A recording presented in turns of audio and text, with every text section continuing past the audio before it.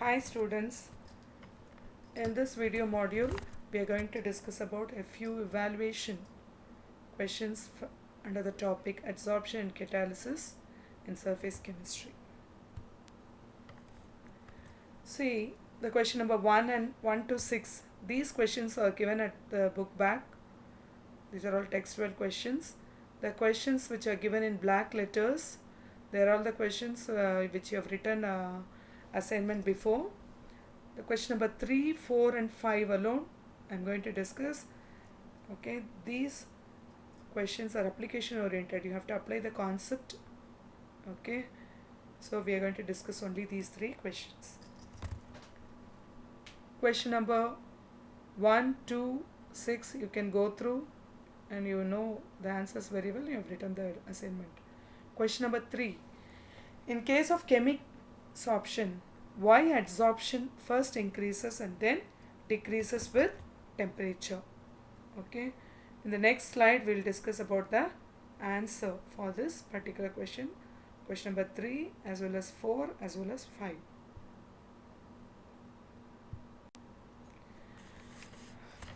In case of chemical adsorption, X by M, that is the quantity of the adsorbate adsorbed on m gram of the adsorbent, increases with increase in temperature and then decreases. So why? That is the reason. So the second point, from the second and third point are the actual answers. It is due to the fact that the formation of activator complex requires certain energy. That means reactant forms activator complex. Activator complex give products.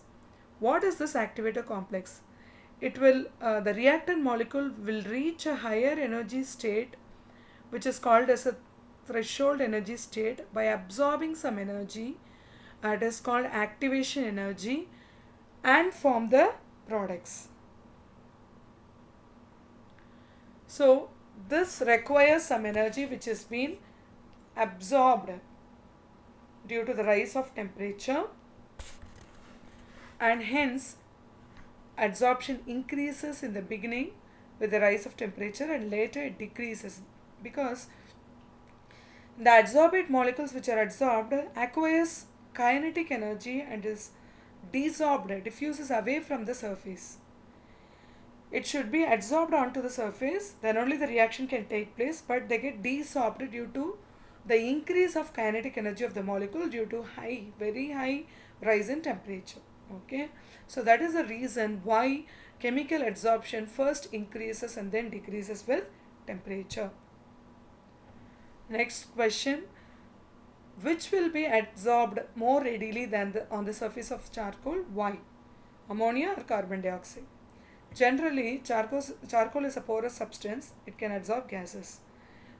Under the gases, there are 2 categories. One are easily liquefiable gases. The other is not easily liquefiable gases. They are called permanent gases. These permanent gases have very low critical temperature value, so it cannot be absorbed readily.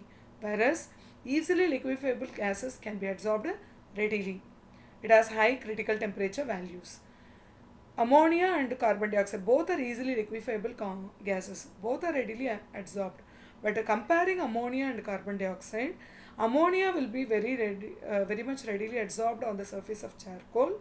The reason is it has a greater critical temperature value than that of carbon dioxide. Okay, so the first 4 lines is the answer. The other dark lines are the explanation which is needed, more explanation needed. So you can, for better understanding, I have given those lines. The next question, heat of adsorption is greater for chemisorption than physisorption. Why? What is heat of adsorption? It is the amount of energy adsorbed or released during adsorption. Amount of energy is actually released during chemisorption and physisorption. This amount of energy released is greater for chemisorption. Reason is chemisorption is the molecules are adsorbed onto the surface by chemical bonds. This chemical bond formation results in more amount of energy evolution. So 400 kilojoule per mole of energy is usually given out. Whereas in the case of physical adsorption, only physical forces are acting, like van der Waals forces, dipole-dipole interaction, etc. So these forces are very weak forces, so heat of adsorption is low, the order of 40 kilojoule per mole. So the explanation, actual answer for this question is the lighter lines, lighter letters, not the bold letters. The bold letters, uh, example for chemisorption and example for physisorption. So you have to write assignment, all these three questions, the 3, 4, 5, all these three questions. Along with that, the sixth question, you take down the sixth question. The question is, give two examples for chemisorption and physisorption. These four questions you have to write in your assignment notebook and you have to send it to me. Okay, under adsorption, four questions. Okay, the fourth question is, give two examples of chemisorption and physisorption. Next topic is catalysis. The textual questions are given there. Around 8 questions are there. The questions in the black letters, you've already written assignment. The question in the red letters, I'm going to explain you. Second, third and fourth question, 3 questions, I'm going to explain you. So you can go through the questions. Okay, what are enzymes? Write a brief note on the mechanism of enzyme catalysis. You have written. Write a note on catalytic poison. You have written the assignment. Distinguish between catalytic poison and negative catalyst. So all other questions you have written in your assignment. So let us go for the second question. What do you mean by activity and selectivity of a catalyst? What do you mean by activity and selectivity of a catalyst? We already know that a catalyst is a substance which is used to alter the rate of a chemical reaction. It may increase or decrease the rate of a chemical reaction. That ability of the catalyst is called activity of a catalyst. Certain catalysts accelerate the rate of a reaction as high as 10 power 8 times. Okay, so when a reaction is taking place in a half an hour, in the presence of a catalyst, the reaction can take place in a half a second. And then next is selectivity. The ability of catalyst to direct the reaction to give particular product is its selectivity. So a particular catalyst must be used for a process. For example, Haber's process of manufacture of ammonia. Nitrogen gives ammonia. The catalyst used is iron. So iron can be used only for this reaction. See, when you select a catalyst, it will make a reaction happen. So that is, the catalyst is specific for that reaction. So that is called as selectivity of a catalyst. So the direction of formation of products is selected, is decided by the catalyst which is used. Next question. Describe some features of catalysis by zeolites. This is very well explained in the video which has already been uploaded.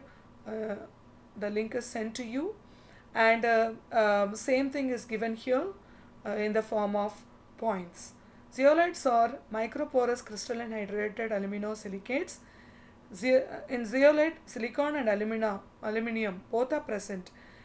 Silicon surrounded by 4 oxygen atoms, and when in the silicon's place, sometimes aluminium may also be present. Silicon is surrounded by 4 oxide ions. It is tetravalent. Aluminium is trivalent. When it occupies a position of silicon, it can bond up with only 3 oxygen atom. So one oxide ion will remain as O minus ion. So carries extra negative charge, and that extra negative charge is balanced by H plus and Na plus ions. These H plus and Na plus ions will be present in minute pores in the structure of zeolites. So these H plus and Na plus ions are highly reactive, and they will be used in the zeolite catalyzed reaction. So the catalyst must enter the pores of the zeolites and react with these ions. So the catalyst shape and size matters most in the case of zeolite which is being used as a catalyst. Zeolites have a honeycomb like structure which makes them shape selective catalyst. The reactions taking place in zeolites are very sensitive to the pores and cavity size of the zeolites. Zeolite catalysts are commonly used in petrochemical industry. You can write on the answer. Next question. Why is desorption important for a substance to act as a catalyst? See, you can very well understand this. See, the surface of a catalyst, first reaction molecule gets adsorbed as per adsorption theory, and they react, and products are formed. After forming products, the product molecule will be desorbed, diffuses away from the surface of the catalyst, which makes the catalyst surface available for next set of reactant molecules which is going to react. So only for tons and tons of reactants, very small quantities of catalysts are used. So catalysts are not uh, are taking part in the reaction. It is got back at the end of the reaction. Though it is taking part, it is got back at the end of the reaction. So the catalyst will be available for the next set of reactant molecule. So desorption is very important for a catalyst, for a substance to act as a catalyst.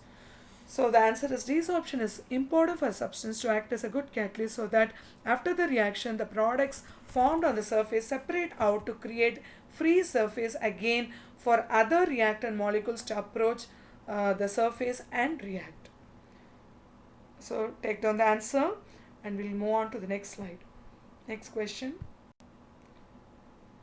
So we have discussed the 3 question 2, 3, 4. You have to take down the questions with answers. Okay, that is your assignment. Already I have given 4 questions under adsorption and 3 questions under catalysis. Here are the extra question. These extra question doesn't mean that beyond these no other question can be asked. You should not, nowadays the Tamil Nadu State Board syllabus is framed in such a way you have to read the concepts very well. So the conceptual understanding is very important. Textual question, you should not depend on textual questions. Textual questions is given just to understand, make you understand that this is how a question will be asked from the particular concept. So it is not that you will be getting only textual questions in your question paper. So concentrate on the concepts. They are all example. So these are there are certain questions given here. They are all extra questions. So you can have more questions when you read the concept. For example, the 4th question, what is autocatalyst? In the place of autocatalyst, what is positive catalyst can be asked. What is catalytic poison? What is a promoter can be asked. So you must be able to answer. So the 7th question here is given in red because I want you to write the answer for the question. Now about nanocatalyst, I have uploaded the video module and I have sent it to you. So you go through the module, you find the answer and write about nanocatalyst. It is given in the slide. The answer is given in the slide. Hope you have understood the concepts, the evaluation part clearly, how this particular question have this particular answer, everything you are able to follow. Okay, so we'll see in the next module soon. Thank you. See you again with another set of questions in the next module.